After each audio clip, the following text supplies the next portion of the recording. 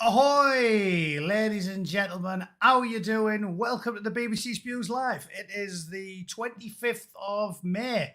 Huzzah! Crikey, time flies when you get old, doesn't it? I bet you thought I was going to say when you're having fun. That too, but definitely when you're getting old. I feel like 20 to 30 went pretty slow, but 30 to 40 went turbo fast. And now I'm in my 40s. Soon I will flop into my grave. It's going at a hell of a rate of knots. Ah, well, who cares, right? You don't want to be around forever. Who wants to live forever?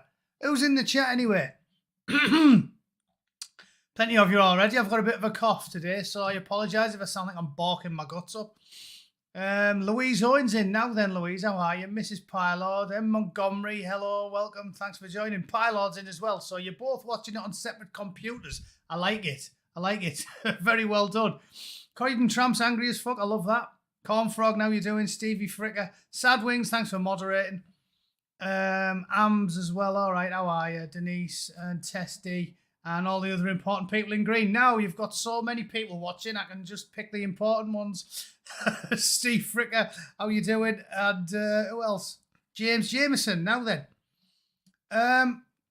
Yeah, so there's plenty to talk about. This story that I've picked out for dissection today was from a tweet. I'll tell you what, I'll share the tweet first. Where are we? From freebeacon.com. Scoop, whistleblowers at UCLA Medical School say it has dramatically lowered admission standards for minority applicants. As a result, they say 50% of some cohorts now fail basic tests of medical competence. And my missus sent me a story, talked to me about that. Some professor was saying how he asked some young black lass to name like a main artery. The amusing thing is, I know this stuff just from doing like 2 weeks battlefield first aid. You know what I mean? I know the carotid artery, the femoral artery, the big ones, right? Said he pointed to like his jugular or something, and he said, "What's this one called?" And she was like, like a fucking idiot. And then apparently she berated him after the class for putting her on the spot. Yeah, like these people are going to be like doctors, and she berated the professor for putting her on the spot, which is fucking brilliant.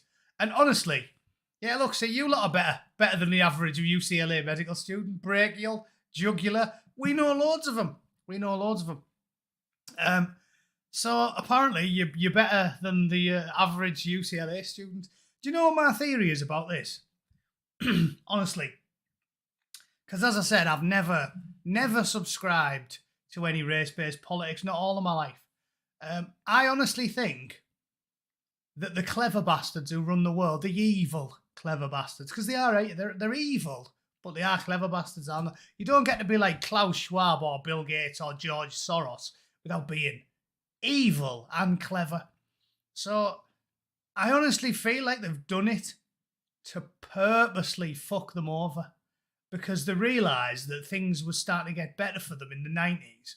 You know, like, if I think back to the 90s, it was almost like a golden era for race relations, you know, like little white kids in England who've never had anything to do with anyone who's black were like really admiring them as a people. Like when I'm probably the best age to talk about it, right? I was born in late 79, so I'll have been, 11, 12 maybe in like the very early 90s.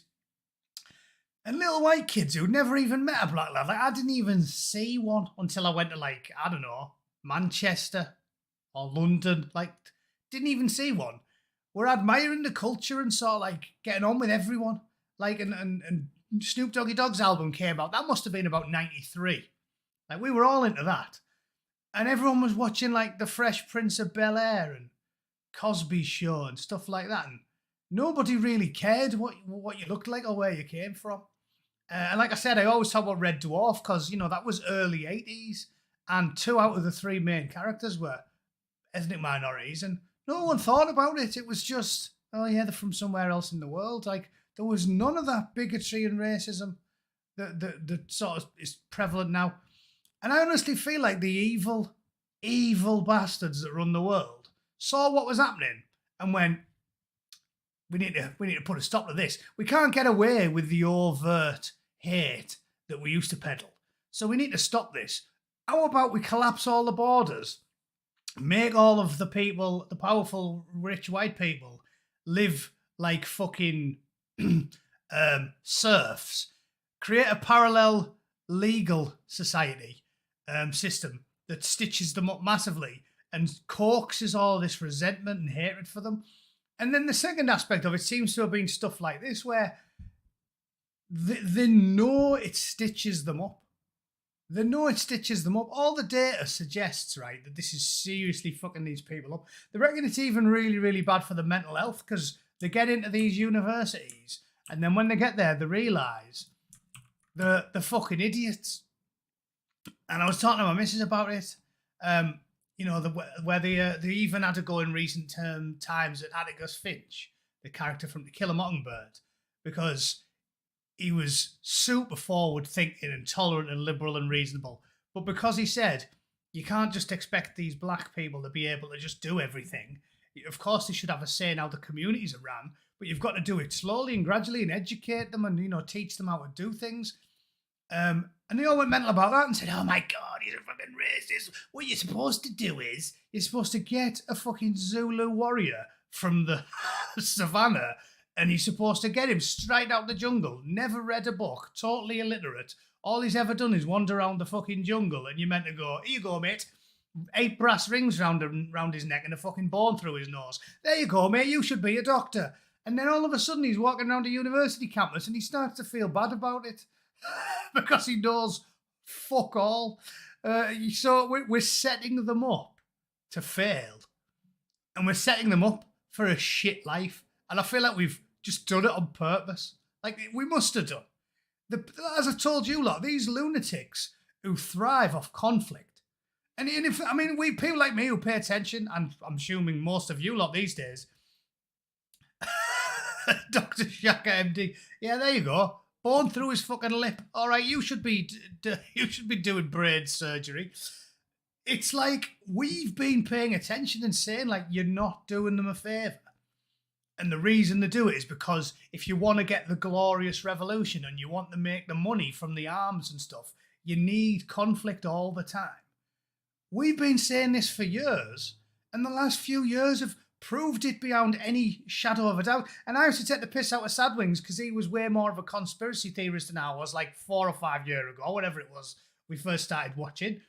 And now look where I am, like, because you've got to face the mirror and change your mind based off the facts. And the facts are, where we've come in the last 5 years has proved all of it to be true. Engineering the conflict in the Ukraine that's led to the deaths. Have you seen the casualty statistics from Ukraine? That has led to the deaths of, it's up to we're nearly at 1 million dead people cut down in the flower of the youth. And they've done it on purpose. Deliberately engineering conflict. And like I always told you, they engineered conflict for societal conflict because, like I said, if you want the glorious revolution, you need to make people bitter and resentful and angry. And only when they get angry and bitter enough and resentful enough, then they take their action, the direct action. And then you get the wonderful, glorious fucking chew you're fucking desperate for, which lines your pockets and sells arms. And look how hilarious they've managed to do that as well. The left are now the gloating warmongers. The biggest pain up the arse for the arms industry wasn't people like me. Wasn't old-fashioned conservatives who were in the middle and just don't really care. And you're like, there's always going to be conflict. I suppose someone will sell them arms. We weren't the biggest pain up the arse for the arms manufacturers. We weren't pro-war, but we weren't aggressively against it. The ones who were really a pain up the arse for them, the hippies who used to, dig up the grannies because they were buried in a fur coat or something. The hippies who used to, park up in the fucking start shagging in a caravan in a car park and put in a barricade. Far out, man. They were the ones who were the real pain up the arse, and they've managed, with genius aforethought, to turn them into the global warmongers. The modern left, the woke, authoritarian, fascist left, has eaten the old left, eaten all the hippies, and replaced them with Greta Thunberg types who are in positions of massive power and authority. And they are towing the party line in every way. Like I said, the BBC, the Daily Mirror, the Independent, the Guardian is now the Warmongers Gazette. That is an amazing achievement by the terrifying sociopaths who rule the world. The people who were most dogmatically opposed to the arms industry are now on board with carpet bombing, waving the Ukraine flags. They're all loving a bit of war now, aren't they? Everywhere you fucking go. Ukraine, yeah.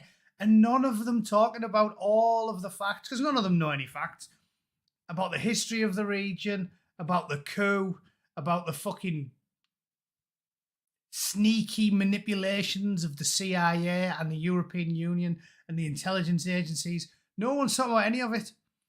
And all of the lunatics now are on board.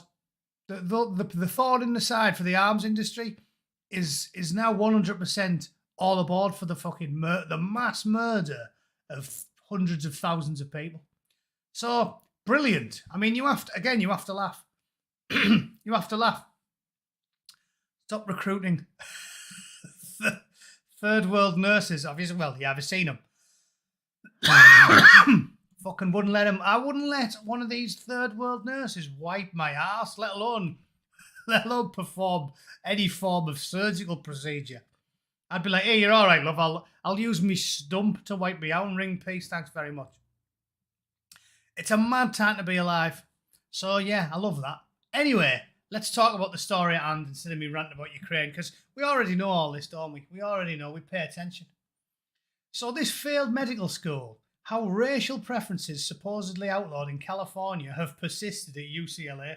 Up to half of them now fail basic tests of medical competence. And this really is stuff that I know from the 2-week fucking battlefield medical course. Like, I know more about medicine than these fucking young, brain dead Zoomers that they're now letting into what used to be one of the top medical fraternities in the country. Long considered one of the best medical schools in the world. Let's blow it up a bit. The University of California, Los Angeles' David Geffen School of Medicine receives as many as 14,000 applicants a year. Of those, it accepted just 173 students in the 2023 admission cycle. So if you get 14,000 applicants, these should be the creme de la creme. Like I've told you, this is where we've gone wrong with the police. Where an actual selection process works properly is in the Royal Marines, for example, where thousands, for every one trained bootneck you've got on the ground in a war zone, 1,000 people went for his place. You know, I went down for, you do a pre-PRMC, you do a PRMC, you complete your PRMC, you turn up for your training. Within 6 weeks, 70% of your troops gone. There's like so many opportunities to separate the wheat from the chaff. The guys left at the end of it are mentally robust, physically robust, because you've gone through all of this selection process. If you literally just scooped up 100 people off the streets and put them in Afghanistan, fucking 80 of them would get PTSD. If you train them rigorously and methodically, you end up with people like me who go to war 5 times and suffer not the slightest inconvenience from it. As I said, this is not a self-help channel, and I'm an old-fashioned bloke, so I don't like any of that stuff. Even the YouTubers I really like Simon Sideways or Paz, any of them that start talking about mental health, I kind of get annoyed with it. Like, I don't like going on about it all the time, because I'm of the opinion that we have gone too far with it. The stuff with mental health should simply be, listen, if you need to get some help, go and get some. But constantly talking about your feelings is bollocks. I'll stand by it. I'm not a trained professional, but I've been through many traumatic experiences, and I couldn't give a shite.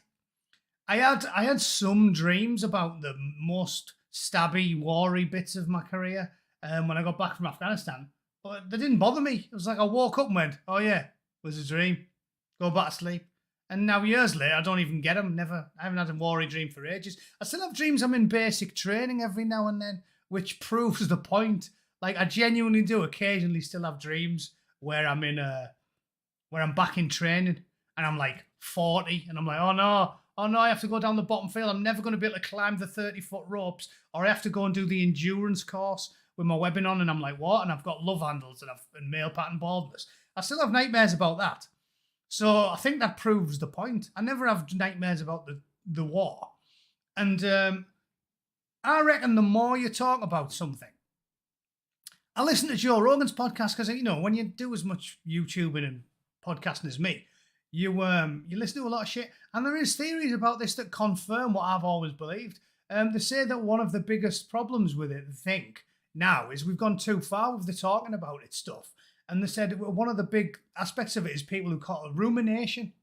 And it's constantly thinking about it. If you talk about your PTSD all the time, and you think about your PTSD all the time, you'll get PTSD and you'll keep your PTSD and you'll keep it.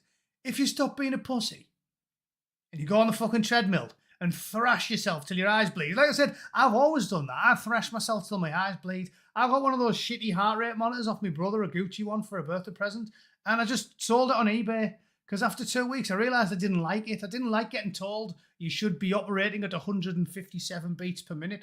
Because I'm a bootneck and I don't feel like I'm exercising unless I feel like I'm going to fucking die. Right? So that's what I do. I thrash myself. So I'm in agony, but I can just about keep going. And I'll do that for like 4 miles. And it's grit to keep you on it. A bloke came up to me in the gym a couple of years ago. So this is when I'm like 42 and I've got a bit of a kite. And I work with him, but he didn't know me like directly. So it's not like total stranger, but I never really talked to him. He came up to me in the gym and he said to me, I've never seen a bloke anywhere near your age run that fast before.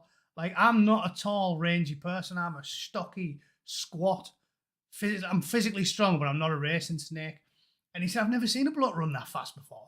Because I get on the treadmill, set it to like 8-minute miles, put it on like a 4% incline and just do that for 4 miles and then get off and feel like I'm going to fucking die the whole time. And this woman was saying how if you do stuff like that, it takes your mind off your problems. It stops you ruminating. And it must be true. Like, if ever I have a bad day, I've told you, you lot all know my 3 rules. I don't think I've said them for about a year or two. But long-term viewers know the 3 rules, right? It's like, do not get pissed unless you've got the 3 rules, right? And I'm sure long-term viewers know them. It's never get into debt to go on the piss. So make sure you've got the money in your bank account to cover a few sessions, a few weekends. Never, ever drink when you're down or depressed, right? You only do that when you're in a fucking good mood. And never ever drink if you've got work the next day. And if you follow those 3 rules, you can have a vibrant social life and your life doesn't go to shit. And I've always done that. And it turns out from listening to this psychologist, that's a good thing. If you thrash yourself when you're feeling down, it stops you sitting about ruminating. And all these people who are constantly like, oh yeah, just reach out, mental health awareness. I'm sick of fucking hearing about mental health awareness. 2 things I'm sick of seeing. Dancing and fucking mental health awareness. I've had enough of it. It's just fucking poncy shite. I'm sick of hearing it. Like I said, even YouTubers I like every 5th or 6th video, someone will go, oh, mental health. I don't give a fuck. Don't give a fuck. And there's, like I said, Russ I like. He's absolutely average. I've been on his once or twice in the past. Nice fella. But I don't like listening to people talking about mental health all the time. It's like, how about you tell someone, stop being a fucking pansy, go to the gym, and then have a couple of pints? I honestly think that's better for you. So enough of a rant about that. And dancing. Fucking dancing. That was started in like the noughties, wasn't it? Remember when footballers used to just score? Then all these blokes started coming over from fucking Trinidad and Tobago or what have you. And now as soon as anyone scores a goal, they're all like, they're doing all this fucking dumb shit. And now I can't even get on the treadmill or anything at the gym without turning the telly on, glancing up at the television and seeing people fucking dancing. They could be selling chicken sandwiches or Ford trucks or fucking lawnmowers, and you'll see some twat around it going, I'm fucking sick of dancing. So stop pissing, whinging about your mental health, because it does me head in, and stop fucking dancing. If you're on a ballroom, go and have a dance. You got a partner and you want to do the foxtrot, have a fucking dance. But I don't want to see people dancing around lawnmowers or outside fucking Burger King, and I don't want to see people crying about the mental health, or crying about the mental health and then having a fucking dance afterwards. Right? So just pack it in, because it's fucking doing me head in. Anyway, went on a tangent there. Can't remember why. Oh, yeah. I went on a tangent whilst talking about rigorous criteria for military training, stops people in the military getting PTSD and being mentally ill and all that shit.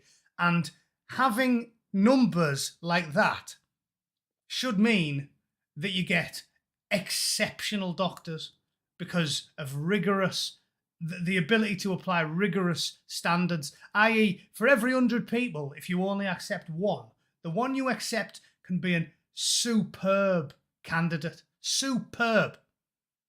This is why the fire department's fucking useless now. They get so many applicants. Like when I was leaving the Corps, so 2008, 9, one of the two, everyone wanted to be a fireman. I've told you a lot this. It's a high-class job.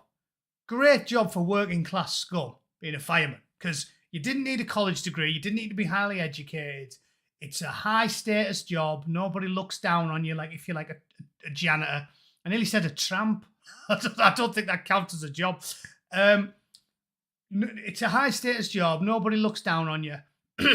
And you don't need a high education. So everyone who left the military would go for the fire department. If they got 2 openings, they'd get 10,000 applicants. And they stopped hiring the best out of those 10,000 applicants. They started going, ooh, let's get this little fat dwarf. Jack Monroe was a firefighter. Scrawny, little fat fucking pissant. Jack Monroe was a firefighter. Cronyism, because her dad was a firefighter. But, nepotism. But they stopped hiring the best ones. And now you go to a town like Middlesbrough where everybody looks like me, and then you fucking see the fire department turn up, and it's like the cast of the fucking Fresh Prince of Bel-Air. It's unbelievable. You got a little 100% white village in England now, like in Yorkshire or something. And when the fire department turn up, fucking Uncle Phil's driving it, Aunt Viv's the fucking on the ladder, and Carlton's dancing at the back. Fucking people are running out the fucking skyscrapers ablaze. Carlton's at the back, yeah, doing some jiving. It's fucked because they don't hire the best people anymore. So it's fucked everything. Yeah, DEI ruined everything. Oh, Paul is here. Paul, how are you doing? Sorry, I don't read the chat very much when I'm in the middle of a rant. No, it wasn't whingy and whiny like it was now. I think I was the last generation where we didn't just get a bunch of fucking wet lettuces. Like 1999, I joined up. You know what as well? I always talk about how prophetic the people that trained me were. Consummate professionals. So they'll have probably joined in the early 90s. One of them was in the Falklands as well. So that fucking 82. He was the stripey. And they said to me, you'll probably be about the last generation who are handling it. I remember it well. Corporal Wildglue was telling me when I was like 18 and saying to me, you'll be about the last generation who can handle this stuff properly, because it's getting to the point now where they're all playing video games. Because in 1999, everyone wasn't. Like, we sort of had them, but they weren't online and they weren't as addictive as they are now, which logically that makes loads of sense, doesn't it? Like, they've really perfected making video games now. Stupidly addictive. You can have a headset on and be talking to all your friends around the world. When I got into them, it was ZX fucking Spectrum, right? Which was shockingly bad. You know, you press play and it's like, and it takes 10 minutes to load fucking Jet Set Willy.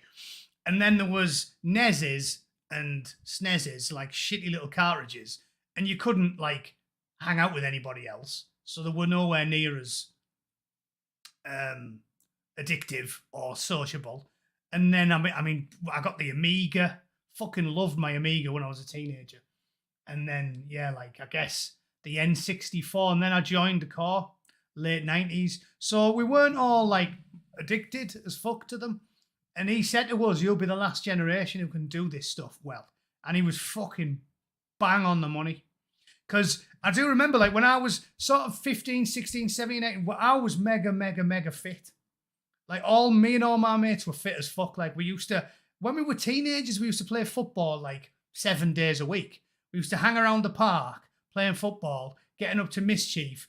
If we got mega bored, we'd go and, like, egg people's houses and cause mischief. We didn't have mischief night once a year in Middlesbrough. We used to just do it whenever we were bored to get chased off blokes or fucking ran after by the bobbies and playing footy all the time. And we used to go beck jumping and just climbing trees and jumping on the school roof whenever. Whoever kicked the ball up on the mega high school roof that was rock hard to get up to, you had to go and retrieve your ball. So we were all mega fit. And that just stopped in the noughties. So Corporal Wild Goose was bang on the money, right about everything. Cannon fodder, superb. Like I said, I'm a bit of a nerdy bloke, and in my spare time, I'll even watch documentaries about all the game systems that I grew up with. And yeah, I know a lot about them. Cannon fodder was an absolute classic by Sensible Software, who also obviously did SWAS and Megalomania and a load of other ones. Great English fucking company. And that's another one. Back in the day, all the big games companies were British, weren't they? All of them. All the best ones, especially on the Amiga. GoldenEye was made by a British company. All the best gaming companies were from the UK. Syndicate. They've all disappeared now. Consumed by these Globotrons. So yeah, Demolition Man was right on the money as well, wasn't it? Anyway, back to the story, and I'll get through it eventually. You keep sidetracking me with dits in the chat. So despite the fact they're getting totally besieged with applicants and accepting 173 students, and with a record low acceptance rate of 1.3%, everyone there is a fucking log. These 2023 admissions, low acceptance rate of 1.3%, light as a Candyman's balloon. Some of these cunts. Thick as a Dr. Sandwich. You love that one. Davy Carlin's dad loves that one. IQ, the pull along duck. The thickest fucking people on earth are now getting accepted into one of the most difficult to get into elite medical institutions. And look at some of this. So yeah, look at this shit. I'll have a read because my throat's getting sore. Admissions committee.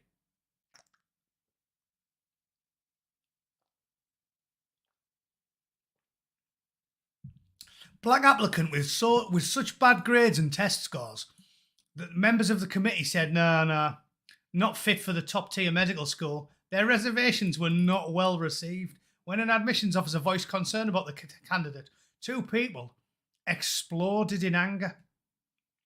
Did you not know the African American women are dying at a higher rate than everybody else? Yeah, they are. This is another thing, what I'm telling you. The psychopaths that run the world and ruin the world have done it on purpose. Everything they've done since that golden era of like the late 80s, the 90s, has fucked people of colour. I don't even use that term, right? I've never ever met a black person who gets annoyed when you call them black.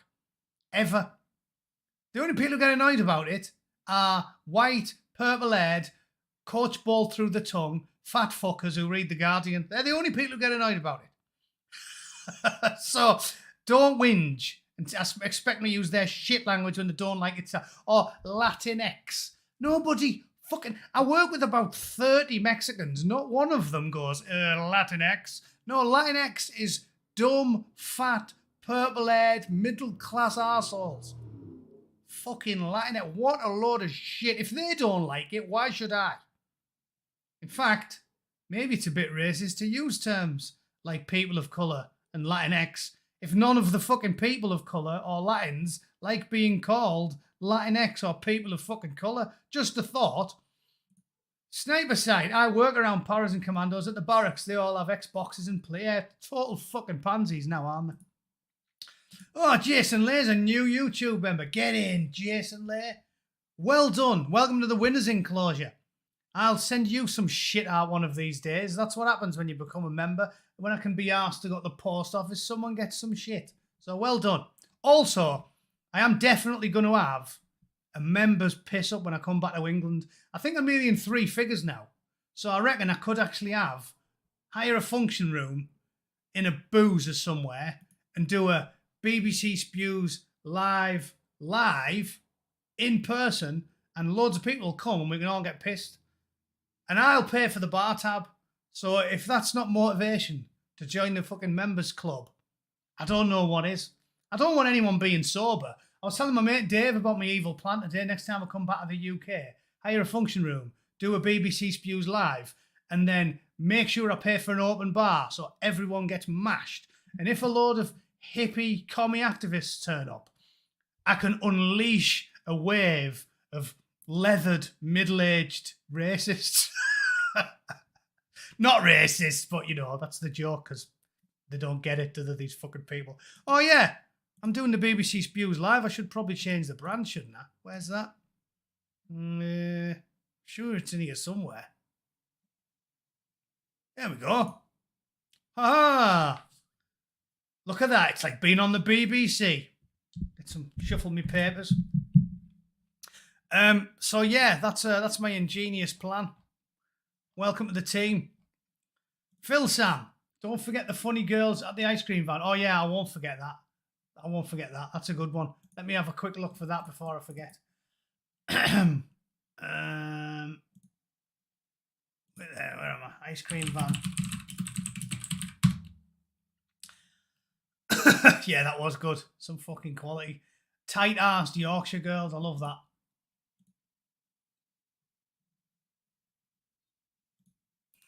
I like the way they say ice cream. Ice cream van. Right, anyway. Won't forget that. It's lined up in the tab. So this is to stitch up. I'm not using the word black people. This is to stitch them up. Everything about the behaviour of the psychopaths that run the world in the last 10 years has made their lives measurably worse. Measurably worse.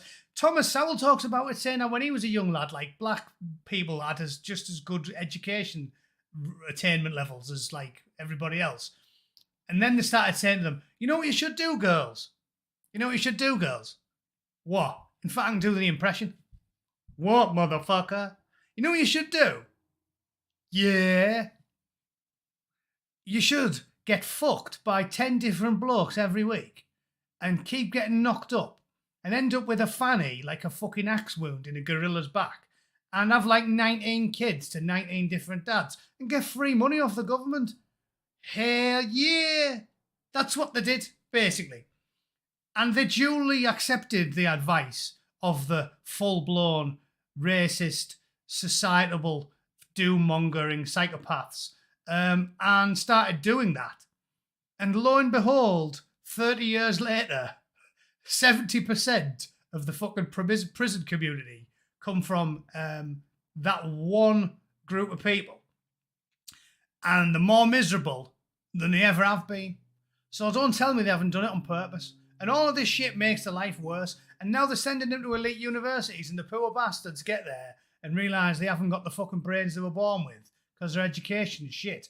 And they're chronically depressed and they all start medicating. And then they usually end up dropping out and then they probably get addicted to something and then they're probably dead by the time they're 27.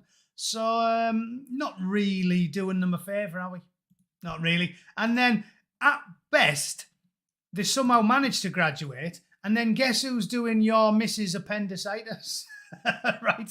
Guess who's doing that? Someone who really has got the educational qualifications of a fucking house brick. These fucking people, if when I'm in my 60s, if I live that long, think about it, there's not going to be any good medical professionals. Like if my missus needs an emergency appendicitis, she needs her appendix removed, I'll be better off doing it myself. I'll be better off shouting over the fence to the Mexican gardener and going, "Here, mate, bring your fucking lawnmower, dust the cake crumbs off the kitchen table and let the gardener do it." Because he'll know more about removing organs than the fucking idiot who graduated from UCLA. Won't he? It says, even before the Supreme Court's landmark affirmative action ban, public schools were barred from considering race, but it's all they do. It's all they do. Since Lucero took over medical school admissions, several of her colleagues have asked the same questions. It says in interviews and complaints to UCLA officials, faculty members with first-hand knowledge of admissions say it has prioritised diversity over merit. And now they are fucked, struggling to succeed. These people are going to university, they could have a good career and they're making it so they've got no chance. They're setting them up to fail. Race-based admissions have turned UCLA into a failed medical school. We want racial diversity so badly we're willing to cut corners to get it. This is on from, and again, this isn't like I'm telling you this story in a vacuum. This is on from the revelation that people were doing flights, like you're actually getting pilots who you wouldn't trust to drive a fucking bus round Redcar Seafront on a Saturday afternoon. And the pilots, imagine having a pilot who's a fucking idiot. See him come on the plane with like a white stick. Yeah, fucking, where's my chair? Do you need help with your seat, Mr. Blind Man? No, I'm the fucking pilot. Holy shit. And it's bad for them for the way people perceive them, isn't it? Because back in the day, if you seen a black lad on a university campus, you'd be like, oh yeah, he's hardworking. He's a fucking good lad. Good lad, I can rely on him. Now you see one and you go, fucking idiot. Did you see what I'm saying? It's made people who weren't racist, all of the societal fucking machinations. It's made people who never even thought about race, like me and probably everybody else who was brought up in the 80s, get annoyed and embittered at the two-tier legal system and the two-tier education system. So it's made the people who didn't care about race all of a sudden care about race. It's made the black and minority groups' lives immeasurably worse. And the people who were always racist, the tiny minority of people that were always racist, are even more racist because they see that their fucking group is getting stitched up. So it's all by design, by manipulative sociopaths who've been fucking up the planet for years, is essentially the crux of this story. And it's based off written correspondence with UCLA officials that provide an unprecedented account of how the preferences have continued and have totally fucked up what was one of the best medical facilities in the world. Within 3 years of the communists hiring in 2020, UCLA dropped from 6th to 18th place, and in some of the cohorts, she admitted more than 50% of them failed standardized tests on emergency medicine, family medicine, internal medicine, and pediatrics. The doctors now studying pediatrics are thicker than the angry mob that gathered in Wales and burnt down a paediatrician's house because they thought she was a paedophile. Modern paediatrician is thicker than the angry mob who thought she was a pedo. Think of that. Can we start recruiting from the angry mobs? Just wait for there to be an angry mob somewhere. Because remember Terry Pratchett's great rule, an angry mob is only ever as intelligent as its most stupid member.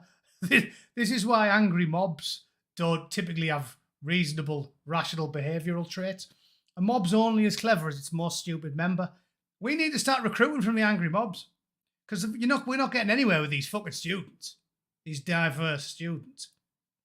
Fucking mental state of affairs. This should be a national scandal.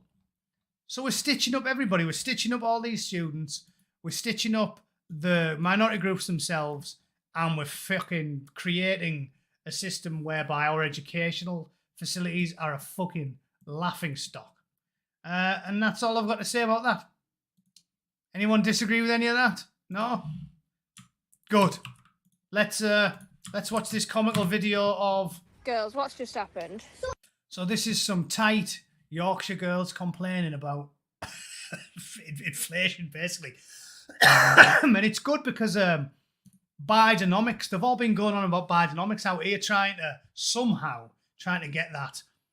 A bloke who was thick as shit when he was 40, somehow trying to get him re-elected now that he's completely lost his marbles. Nobody thinks Joe Biden isn't senile at this point. He's off his tits. He's totally lost the plot. It's painfully obvious whenever you see him talk. He's senile. It's no crime to be senile. But he was thick when he was 40.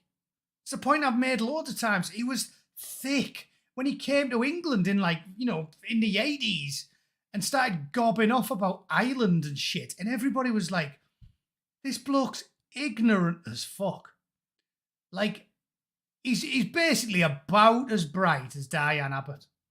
And I think she's our thickest politician in history. So that shows how bad Biden is. I know this shows my snootiness as an Englishman, but I do think we have slightly cleverer politicians, slightly higher bar. So I went to expensive schools or something. Like, you can't tell me someone like Tony Blair or David Cameron are thick. They might be evil. They might be degenerate fucking vermin, but they're not thick. David Cameron or Tony Blair could wipe the floor in a debate with someone like Trump or Biden or Bungalow fucking Bill. Bill Clinton's thick as fuck. Hillary's clever. Bill's dumb motherfucker. So I do think we have a higher standard of evil politician in that ours actually seem bright. Rishi Sunak's not thick, is he? Sunak, Cameron, Blair, Brown, none of them are thick. Biden's fucking thick. Biden was thick when he was 40. So it's kind of mad how they're trying to get him in now. Really fucking off. Completely beats me, that. Completely beats me. But, and he keeps talking about Bidenomics as if normal people are too stupid to know the obvious. Out here, everything is like twice the price of what it was 4 years ago. It's mad. The prices of shit out here now, eggs are twice the price. They just are. You can talk about, actually, they love doing that. Actually, fucking Gavin Newsom talking with his hands. You seen him give a speech? He's like, okay, here is what we're going to do. I've been to school and they taught me that if you do this, like Angela Merkel, and you do this fucking diamond a lot, and you do this, and you do some spaces with your hands, everybody thinks you're educated and charismatic, okay? So that's what I'm going to do. That's Newsom, fucking hands all over the place. And Merkel, it annoys me that you thought that would make you like it. Oh, look, if you spread your hands, it plays some psychological trick. I'd have been like, okay, you're a witch, I'm a barbarian, bosh, stick the fucking loaf on her. That's what I'd say to these people who say they can cast spells and that. I hate all these. That's newfangled shit everyone's into now, aren't they? Like that fucking degenerate thing who was singing for Ireland. Oh, I'm a witch. Go on then, cast a spell on me. I'm a fucking barbarian. Bosh. See you later. Out like a light. It's bollocks, innit? And yeah, I hate it. Does me head in. They go to training school or something, the evil Davos training school. Do that a lot. Open your hands, do a special stance. Have you seen the special stances they used to do? In fact, can I Google that for a laugh quickly? They're obviously getting told outside Downing Street. British politicians, wide legs. They used to all do it. It was fucking like, why? What are you doing that for? Yeah, the Tory power stance. Look at this one. Fucking, it's in The Guardian. Hang on, bouncing around a bit here. Look at that. What the fuck? This is the shit, like all these Davos lunatics, they think everyone's a fucking idiot. And they do all these little psychological tricks that work on idiots. But anyone who's not a fucking imbecile knows about it all, so you just laugh. Like I said, fucking Angela Merkel. If I was in the same room as Angela Merkel, she can fucking do her hands as wide as she likes. And Sanjay Java can part his fucking piebs as wide as they'll fucking go. And to me, that's just perfect for kneeing him in the fucking bollocks. I'd do the splits like Van Damme and fucking speedball his ball sack. That's all that's good for. Me fucking punching your dick off. Oh God, I hate them. I hate all of our politicians. Sajid Javid doing it there. It's fucking cringe. George Osborne did the widest, did he? Yeah, look at that. What a fucking dickhead. Basically, I just think you look like you've shit yourself. That's all I think. What a fucking dickhead. That's what I'm saying. They get told these things. Angela, put your hands like this. It works. It doesn't. Doesn't. George, stand like a twat. Looks great. George stands like that because he's a galloping, closeted homosexual and he lowers himself onto the shower gel bottle whenever he's having a wash. That's why George Osborne stands like that. Fucking Gideon. He's not even called George, is he? Gideon Osborne. Absolute fucking bell end. Fucking even she's doing it. Getting some... Theresa May there is just trying to get the cobwebs off her fucking piss flaps. She's fucking airing a gusset out there, isn't she? Just trying to waft the smell of fucking... Some of the things I was going to say there. Yeah, I have to watch what I said. We'll just say wafting the smell of a twice reheated prawn sandwich. Unbelievable. So look at these twats. I love that. What a fucking gimp. I've never seen that like it. He couldn't put a fucking tab out, could he? Gideon. I would fucking roundhouse his lips off. And this baldy Uncle Fester with a tan looking cunt. I've always hated him. That ain't it. That is Uncle Fester after 3 weeks in Kos.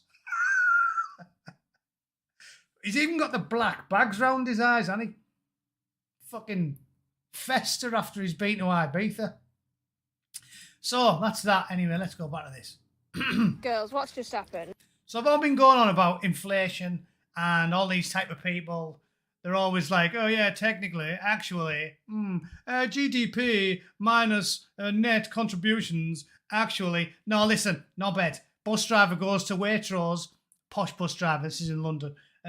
Plumber goes to fucking Morrison's. Eggs, twice the price. Milk, twice the price. Bread, twice the price. Petrol, twice the price. You can say whatever shit you like. And Kia can be like, oh yes, using our plan in league with the Bank of England and top economists, blah, blah, blah, blah. Nobody gives a monkey's fart. They know that if they go to fucking Morrison's and the bag costs twice as much as it did 5 years ago, you're doing a shit job.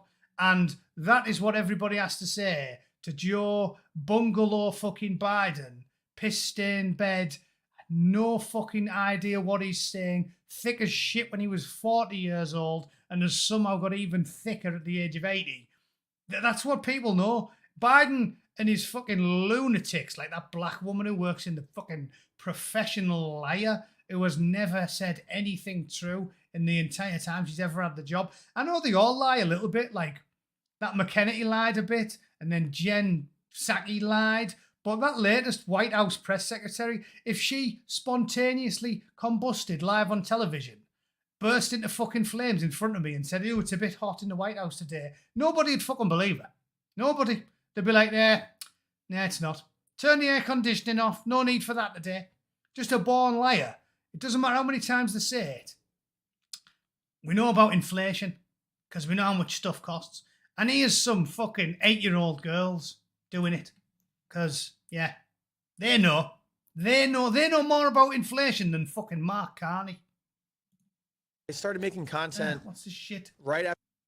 Girls, what's just happened? So, there's an ice cream van there selling just 2 ice creams with 2 chewing gums in it. Yeah. For bloody £9 for 2 of them. £9 for 2? Yeah, £9.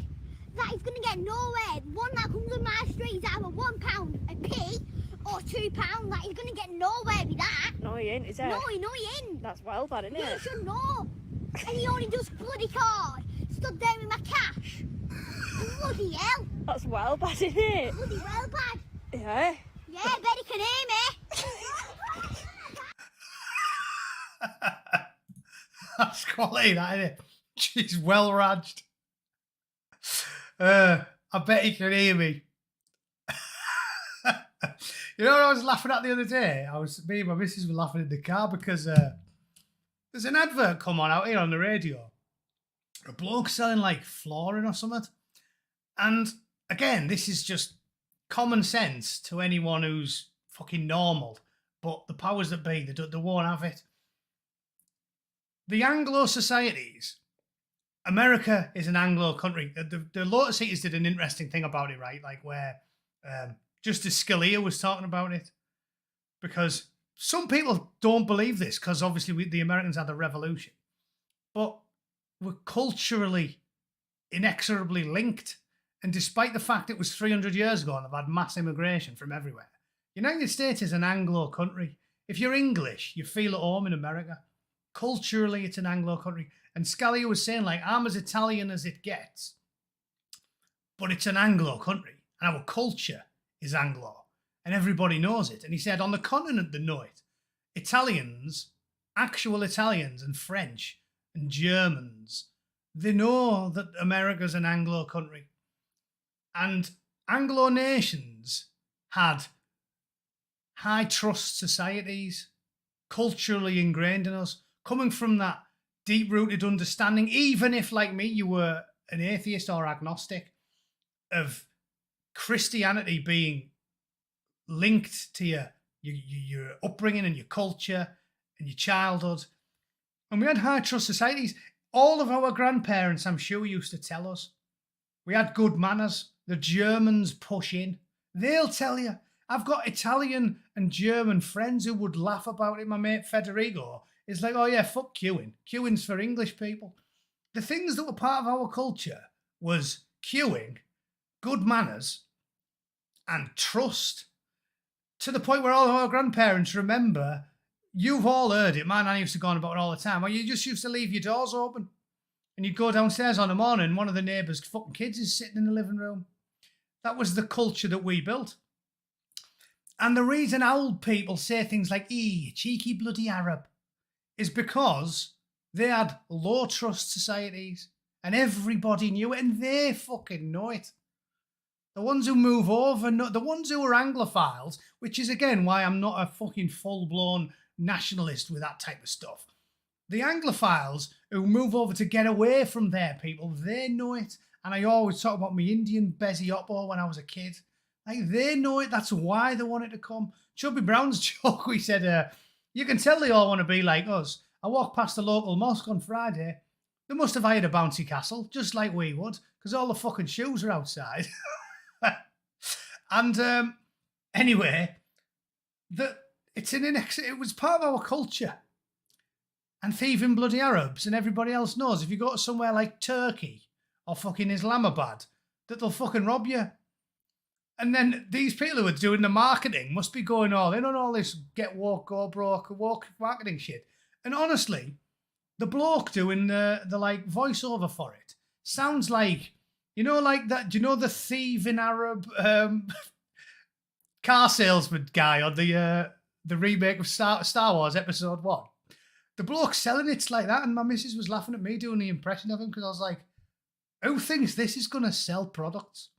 He's like, you come to my store, I give you good deals, yes? You come in and sell you good flooring. Instead of having like an English bloke, like, I'd get like a well-to-do English chap. It'd be like, yes, we charge a fair and reasonable price, but we do have the best quality. People go, oh yeah, that sounds good, yeah. He sounds like he's honest, because it's that sort of like Anglo background. And now this bloke's trying to sell stuff on telly, and he's like, I'll give you a good deal. And you just think, it just instantly makes you think, fucking, yeah, marketing Karachi, where he'll have your fucking eyes out. It made me laugh listening to it. Like, you come in my place, I'll give you a good deal, yes? I'll look out for you. Of course you fucking will, mate. Of course you will. Like I told you, my mate who went to fucking Egypt. They say how much for a camel ride, and they say, 200 flip-flops. Don't know what the currency is. Bootneck tradition that. You don't learn the currency. I'm an Anglo. We don't do that, no. We just march around the world demanding everybody do as they're fucking told. learn our language. So I don't like to deal with, dinars or yen or whatever. I'll just stick with flip-flops. So my mate was like, oh yeah, 200 flip-flops for a camel ride. I do you a special price, 200 flip-flops for camel ride. So he gets on, goes for a mooch around with his missus, and then apparently this is the trick they do with all the fucking tourists. Because a camel's actually quite big. Once you're up on there, if you're like a middle-aged, fat, 58-year-old fucking tourist woman, you can't get off the camel if they don't want to let you get off the camel. So he said he's going to do it for 200 flip-flops. He waits until you're up on it, walks you around for a bit, and then when you're finished, you go, all right, can we get down now? And he goes, 8,000 flip-flops. You know what I mean? That type of shit. And they do it to extort money from you. It's legal extortion. But he's a bootneck, so he's only in his early 40s. He's still fit enough to fling himself off a fucking camel. And he said, so as soon as he gets to the end of the thing and the bloke's like, no, I take 8,000 flip-flops. He said he just leaps off the fucking camel, gets him in a death grip. So the bloke's there. Yeah, knew you pay 8,000 flip-flops. Half a second later, he's in a copper lock. He's in a copper lock, tickling the back of his own fucking head. My mate's got him in a fucking death grip next to the camel. He's like, how many flip-flops you cunt? And the bloke's like, 200. So, love that shit. And that advert reminded me of it. Our culture was the best. I long for the fucking days. The 80s and the 90s. Them were the times. And I don't think it's hateful or reactionary or bigoted to point out that the 80s and the 90s, when our way of life and our way of doing things and our decorum and manners and etiquette were preeminent, was better. I don't think that makes you a bad or a bigoted or a hateful person. I think it was a golden era. Everything was much better. Everybody was much happier. And all the immigrants who did move there from India and Pakistan and Africa in small numbers and were assimilated were all the richer because of it. In the 80s, when we started the process, I think everyone was happier, including all the immigrants and all the minority groups. And now we're fucked. So there you go. Let's end on that bittersweet but poignant note. On the plus point, it is hilarious how fucked the world has got under the guidance of the elites. So at least, like I told you, a large part of me wanted to see nuclear Armageddon. Just so it could happen on Joe Biden's watch. We had almost world peace. We had great relations with the Russians and the Chinese and even little fat fucking Kim Jong. Everything was going well under Trump. And then Biden turned up. And I just wanted to see chaos. I would have loved it. Because it happened on his watch. I'm such a fucking stoic chap. I'd have been chuckling as the bombs rained down. I would have died with an erection.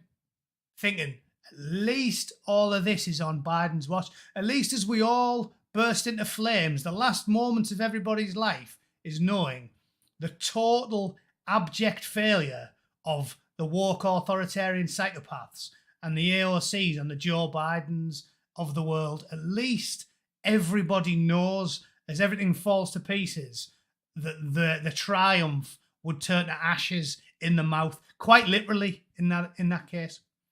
So, yeah, we can miss the 80s and we can lament what we've lost, but at least we can have a lot of fun cackling as the world burns. And I'm sure after a massive kickoff, we'll be able to get things back on the right track. But it's got to get much, much worse before it gets better. So buckle up and strap yourselves in. All right. Anyway, we can handle it. Stiff upper lip and all that, chaps. Sense of humour in adversity, the most important esprit de corps. And I'll see you all tomorrow. I think I'm doing 2 streams tomorrow. One with Paula, one with Rags and Jack. So, tons of shit to do tomorrow. I need to rest my vocal cords for 12 hours. Okay, see you all very soon. Thanks for tuning in. Toodle pip. Cheers.